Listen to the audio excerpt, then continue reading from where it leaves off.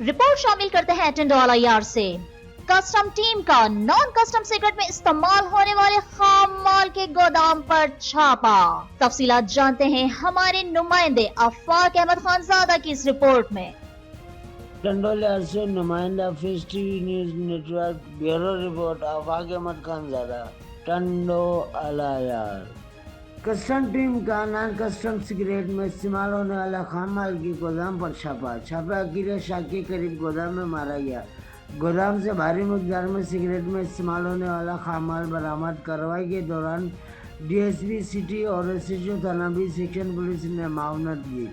कार्रवाई के दौरान बरामद होने वाले खाम माल की मालियत करोड़ों रुपए बताई जा रही है, जबकि कस्टम हुकाम का और पुलिस का मौक़िफ़ देने से इनकार।